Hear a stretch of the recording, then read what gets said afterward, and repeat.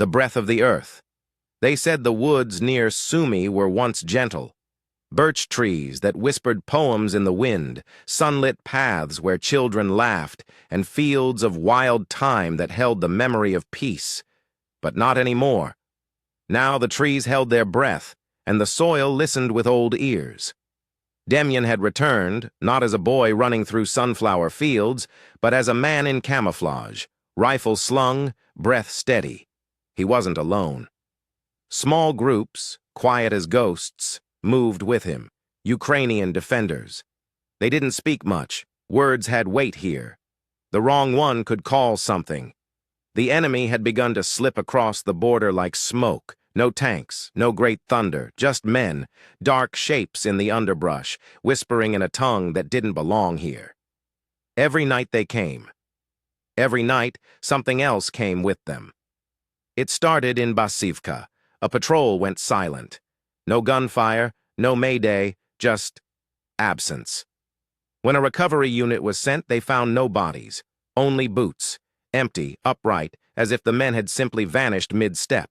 Bloodless, clean, and in the earth beneath, shallow impressions, not human, like roots or fingers. Zhuravka was next. A soldier fled screaming from his trench at dawn. He claimed he heard the ground breathing beneath him.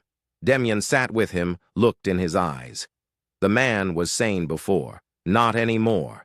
They dug at that trench, just a little. And what they found wasn't a tunnel, but something older, a cavity, as if the land itself had cracked open to swallow. And in its depths, scraps of torn uniforms, both theirs and the enemy's. No bones, just fabric, and a smell of earth that was too warm. Still, they pressed on.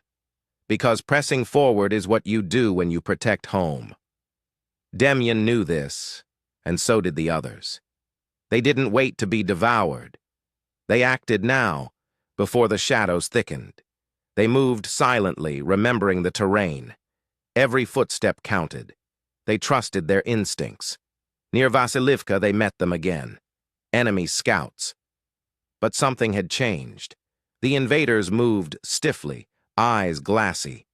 One of them whispered to Demyan as he fell in broken Ukrainian, "It's underneath. It remembers who walks uninvited." Then he died, smiling. That night, the ground trembled beneath their camp. Not an explosion, not artillery, but something ancient. The birches moaned like animals. The air stank of old iron and churned earth. And then it stopped. The morning brought silence. No more intrusions that day. No whispers from the brush. Only crows circling above Volodymyrivka. They say the land remembers. They say it knows when blood is shed in justice. That it chooses when to rise. And when it does, you feel it in your bones. You stay alert. You breathe with the rhythm of the soil, and you stand your ground. Because this land is alive, and it defends its own.